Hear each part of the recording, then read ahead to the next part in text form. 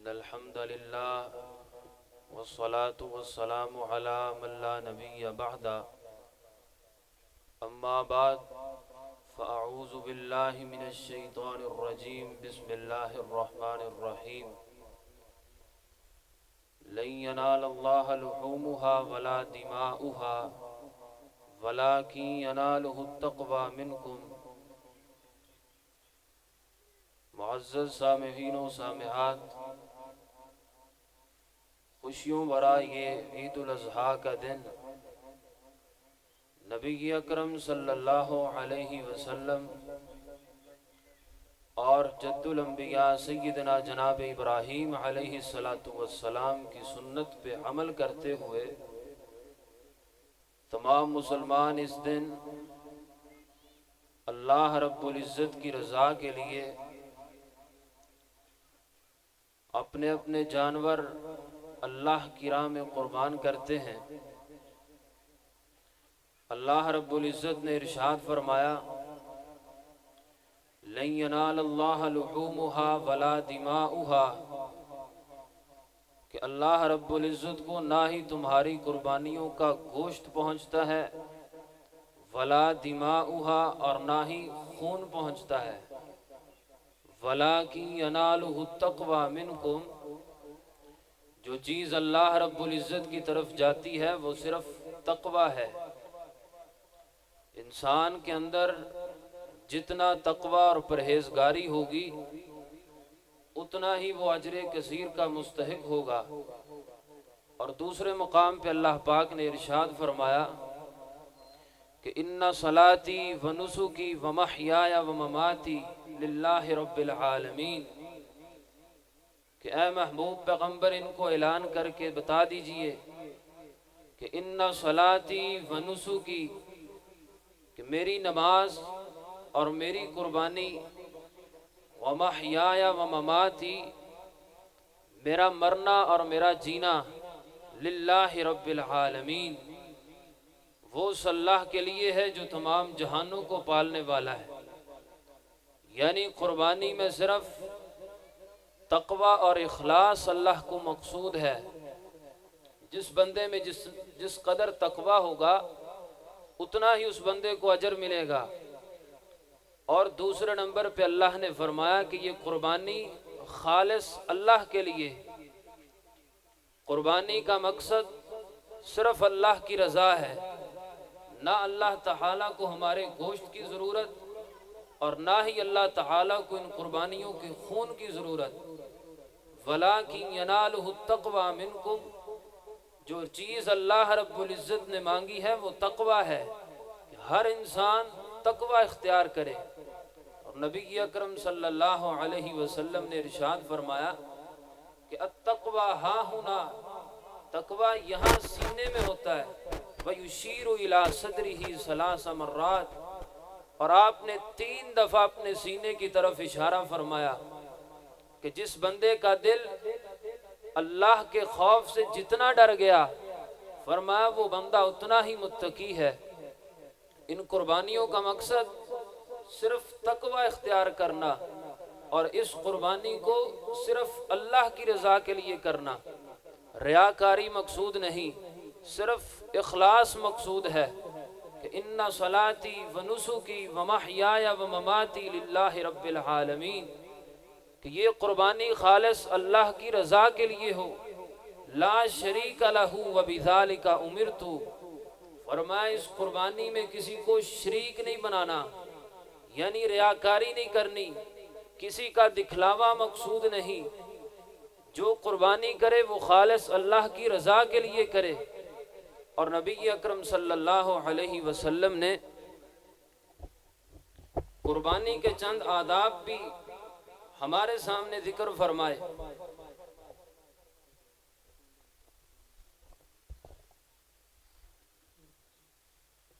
نبی اکرم صلی اللہ علیہ وسلم نے جانور کو ذبح کرنے کے چند آداب ذکر فرمائے۔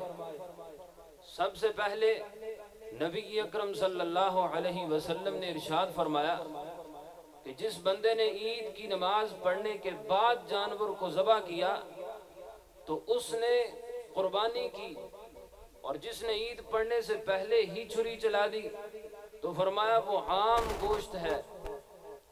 سیدنا حضرت سفیان بن جندب البجلی رضی اللہ تعالی عنہ بیان کرتے ہیں کہ ہم نبی اکرم صلی اللہ علیہ وسلم کے ساتھ تھے، ہم قربانیاں کر رہے تھے تو اچانک ہماری نظر پڑی کہ کچھ لوگ ایسے ہیں جنہوں نے عید سے پہلے ہی جانور کو ذبح کر دیا۔ تو نبی اکرم صلی اللہ علیہ وسلم نے ارشاد فرمایا کہ جس نے نماز پڑھنے کے بعد جانور کو ذبح کیا گویا اس نے مسلمانوں کی سنت کو پورا کیا۔ یہ طریقہ ہے مسلمانوں کا کہ عید الاضحیٰ کی نماز پڑھنے کے بعد پھر جانور کو ذبح کیا جائے، پہلا طریقہ۔ اور دوسرے نمبر پہ نبی اکرم صلی اللہ علیہ وسلم نے ارشاد فرمایا کہ چھری کو تیز کیا جائے۔ ماں جی سیدہ عائشہ رضی اللہ تعالی عنہا، نبی اکرم صلی اللہ علیہ وسلم نے چھری منگوائی اور وہ چھری تیز نہیں تھی، اور نبی اکرم صلی اللہ علیہ وسلم نے فرمایا کہ جب تم جانور کو ذبح کرنے لگو تو اچھی طرح ذبح کرو تاکہ جانور کو کوئی تکلیف نہ پہنچے، جانور تڑپتا نہ رہے۔ فرمایا اچھی طرح چھری کو تیز کر کے پھر اس کی گردن پہ چھری چلاؤ۔ لہذا قربانیاں کیجئے، قربانی بھی ہے سنت کے مطابق کیجئے، اچھی طرح چھری کو تیز کر کے جانور کو قبلہ رخ لٹائیے۔ نبی اکرم صلی اللہ علیہ وسلم کی یہ سنت تھی کہ جانور کو بائیں پہلو پہ لٹا لیا کرتے اور جانور کا رخ قبلہ رخ ہوتا، اور نبی اکرم صلی اللہ علیہ وسلم اپنا قدم مبارک اس جانور کے اوپر رکھتے اور ایک ہاتھ سے جانور پکڑ کے دوسرے ہاتھ سے ذبح کرتے، اور ساتھ زبان سے یہ بھی پڑھا کرتے کہ انی وجہت وجہی للذی فطر السماوات والارض حنیفا وما انا من المشرکین، میں نے اپنا چہرہ تو ذات کے لیے سیدھا کر رکھا ہے جس نے زمین و آسمان کو پیدا کیا، اور میں ان مشرکوں سے بری ہوں۔ اور مزید نبی اکرم صلی اللہ علیہ وسلم پڑھا کرتے کہ لا شریک لہ وبذالک امرت وانا اول المسلمین، ان صلاتی ونسکی ومحیای ومماتی للہ رب العالمین، اور بسم اللہ واللہ اکبر تکبیر پڑھنے کے بعد پھر اپنے جانور کو ذبح کرتے۔ نبی اکرم صلی اللہ علیہ وسلم نے ارشاد فرمایا کہ یہ جو دم مسفوح جانور کے جسم سے نکلنے والا خون ہے، فرمایا اس کو اچھی طرح بہایا کرو، پورے کے پورے جانور سے جب سارا خون نکل جائے پھر اس کی کھال اتارا کرو۔ اور نبی اکرم صلی اللہ علیہ وسلم کے ارشادات سے اور قرآن کریم سے یہ بات پتہ چلتی ہے کہ یہ جو خون ہے جانور کے جسم سے نکلنے والا، یہ اللہ پاک نے حرام کیا ہے، گوشت کھانا حلال ہے۔ جو خون بہتے وقت چھری پھیرتے وقت جو خون نکلتا ہے، فرمایا اس خون کو اچھی طرح نکلنے دیا کرو، اچھی طرح جب خون نکل جائے پھر اگلا کام کیا جائے۔ اور اگلا طریقہ، نبی اکرم صلی اللہ علیہ وسلم اپنا قربانی کا جانور خود ذبح کیا کرتے تھے۔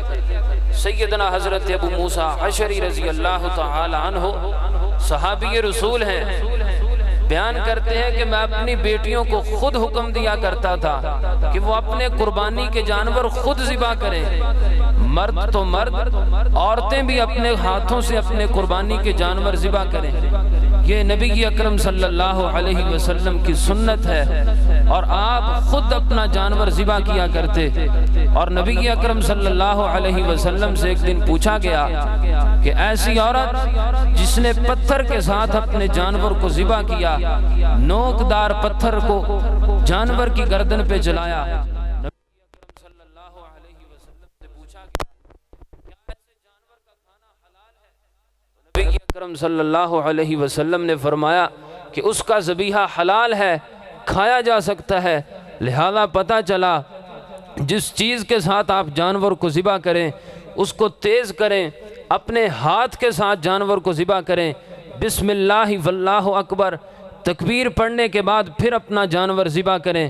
نبی اکرم صلی اللہ علیہ وسلم کے ارشادات سے یہ بات معلوم ہوتی ہے۔ اور آپ نے فرمایا کہ جب جانور کو ذبح کرتے ہو اگر خود کر سکتے ہو بہتر اور افضل ہے کہ خود کیا جائے، اگر کسائی سے قصاب سے کرواتے ہو، نبی اکرم صلی اللہ علیہ وسلم نے فرمایا کہ اس جانور کے گوشت میں سے، اس جانور کی کھال میں سے کچھ بھی اس کو نہ دیا جائے، اس کو اجرت اپنی طرف سے دی جائے۔ فرمایا اس جانور کے گوشت کو بطور اجرت دینا نبی پاک علیہ السلام نے منع فرمایا، بطور اجرت گوشت نہ دیا جائے بلکہ اجرت الگ اپنی طرف سے اس کسائی کو، اس قصاب کو دی جائے۔ نبی پاک علیہ السلام آپ کے مسنون طریقے جو نبی پاک علیہ السلام نے ان چیزوں میں بتائے، اللہ پاک ہم سب کو ان طریقوں پہ عمل کرنے کی توفیق عطا فرمائے۔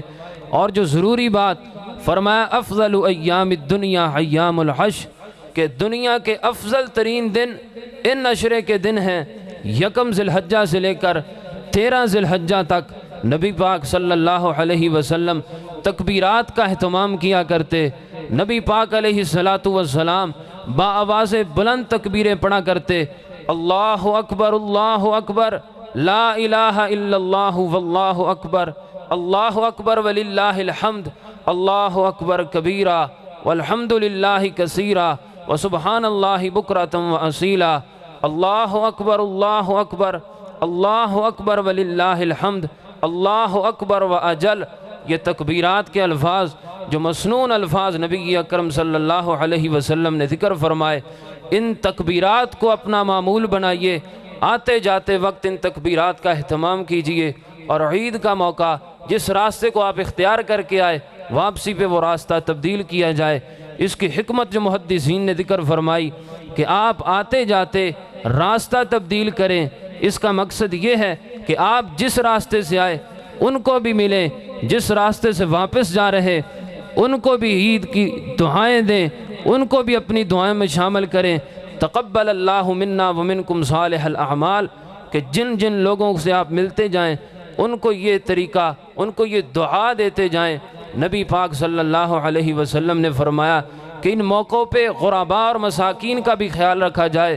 وَأَطْعِمُوا الْقَانِعَ وَالْمُعْتَرَ، خود بھی گوشت کھائیے، جو مانگنے آ جائے اسے بھی دیجئے، جو قناعت کر کے اپنے گھر میں بیٹھا سوال کرنے سے ڈرتا ہے، سائل نہیں بنتا، اللہ رب العزت سے مانگنا اس کا مقصد ہے، صرف اللہ سے مانگتا ہے اور لوگوں سے سوال نہیں کرتا، فرمایا ان لوگوں کو بھی ان قربانیوں کے گوشت دے دیا کرو۔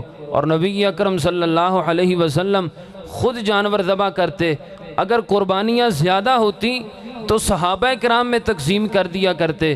تو اس سے پتہ چلا کہ جس بندے کے پاس زیادہ قربانیاں ہوں، زیادہ جانور ہوں، وہ ایک ایک قربانی غرباء اور مساکین کو بھی دے دے، تاکہ وہ بھی ان عید کی خوشیوں میں ہمارے ساتھ شامل ہو سکیں۔ اور نبی اکرم صلی اللہ علیہ وسلم کی سنت، جب بھی قربانی کرتے خود بھی کھاتے، ذخیرہ بھی کرتے، اور غرباء مساکین جنہوں نے قربانیاں نہیں کی ان کو بھی کھلایا کرتے۔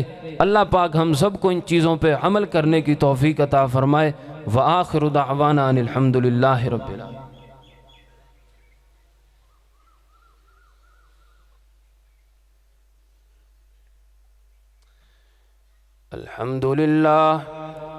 الحمد للہ نحمده ونستعینه ونستغفره ونعوذ باللہ من شرور انفسنا ومن سیئات اعمالنا، من يهده الله فلا مضل له ومن يضلله فلا هادي له، واشهد ان لا اله الا الله وحده لا شريك له، واشهد ان محمدا عبده ورسوله۔ اما بعد فإن خير الحديث كتاب الله وخير الهدي هدي محمد صلى الله عليه وسلم، وشر الأمور محدثاتها وكل محدثة بدعة وكل بدعة ضلالة وكل ضلالة في النار۔ اللهم صل على محمد وعلى آل محمد كما صليت على إبراهيم وعلى آل إبراهيم إنك حميد مجيد۔ اللهم بارك على محمد وعلى آل محمد كما باركت على إبراهيم وعلى آل إبراهيم إنك حميد مجيد۔ أما بعد، فأعوذ بالله من الشيطان الرجيم، بسم الله الرحمن الرحيم۔ لن ينال الله لحومها ولا دماؤها ولكن يناله التقوى منكم كذلك سخرها لكم لتكبروا الله على ما هداكم وبشر المحسنين۔ نبی اکرم صلی اللہ علیہ وسلم اس موقع پہ دعا کیا کرتے تھے، فرمایا یہ دعا تمام لوگ اس دعا میں شامل ہوں، اللہ رب العزت ہماری دعاؤں کو قبول فرمائے، اللہ رب العزت ہماری قربانیوں کو قبول فرمائے، اور جو بیمار مریض ہسپتالوں میں اپنے گھروں میں، اللہ پاک ان کو صحتیابی عطا فرمائے، اللہ تعالیٰ تمام مریضوں کو شفا عطا فرمائے۔ الہکم الہ واحد لا الہ الا هو الرحمن الرحیم۔ اللہم صلی علی محمد وعلی آل محمد کما صلیت علی ابراہیم وعلی آل ابراہیم انک حمید مجید۔ اللہم بارک علی محمد وعلی آل محمد کما بارکت علی ابراہیم وعلی آل ابراہیم انک حمید مجید۔ ربنا ظلمنا انفسنا وإن لم تغفر لنا وترحمنا لنكونن من الخاسرین۔ ربنا فاغفر لنا ذنوبنا وكفر عنا سيئاتنا وتوفنا مع الأبرار۔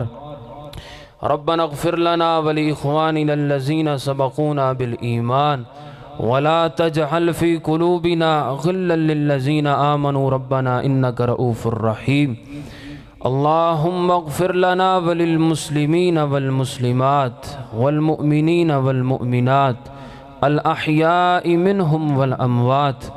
اللهم ألف بين قلوبهم وأصلح ذات بينهم وانصرهم على عدوك وعدوهم۔ اللهم خالف بين كلمتهم وزلزل أقدامهم وأنزل بهم بأسك الذي لا ترده عن القوم المجرمين۔ اللهم انصر الإسلام والمسلمين، اللهم أعز الإسلام والمسلمين، اللهم أيد الإسلام والمسلمين، اللهم انصر إخواننا في فلسطين، اللهم انصر المجاهدين في فلسطين، اللهم انصر المجاهدين في كل مكان۔ یا اللہ یا رحمان یا حنان یا منان یا ذا الجلال والاکرام، یا قاضی الحاجات اقض حاجاتنا وحاجات المسلمین، ویا شافع الامراض اشفع مرضانا ومرض المسلمین۔ اللہم اشفنا واشف مرضانا ومرض المسلمین۔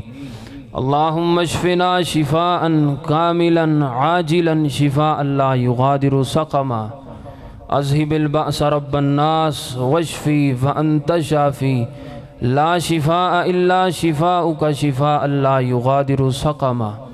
اللہم انت الغنی ونحن الفقراء، اللہم انت القوی ونحن الضعفاء، اللہم اکفنا بحلالک عن حرامک واغننا بفضلک عمن سواک۔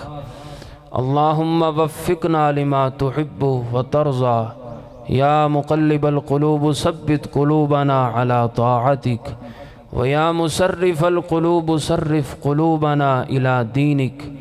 اللہم رحمتک نرجو فلا تکلنا الى انفسنا طرفة عین، وأصلح لنا شأننا كله لا إله إلا أنت۔ اللهم ارحم على أحوالنا ولا تنظر إلى سوء أعمالنا۔ اللهم انزل علينا رحمة من السماء، اللهم اسق عبادك وبهائمك وانشر رحمتك واحيي بلدك الميت۔ اللهم اسق عبادك وبهائمك وانشر رحمتك واحيي بلدك الميت۔ اللهم إنا نعوذ بك من الهم والحزن والجبن والكسل وغلبة الدين وقهر الرجال۔ اللهم إنا نعوذ بك من البرص والجذام والجنون ومن سيء الأسقام۔ اللهم حاسبنا حسابا يسيرا، اللهم أجرنا من النار، اللهم إنا نسألك الجنة الفردوس، اللهم إنا نسألك الجنة الفردوس۔ لا إله إلا أنت سبحانك إنا كنا من الظالمين۔ رب اغفر وارحم وأنت خير الراحمين۔ ربنا تقبل منا إنك أنت السميع العليم وتب علينا إنك أنت التواب الرحيم وصلى الله تعالى على خير خلقه محمد وآله وأصحابه أجمعين برحمتك يا أرحم الراحمين.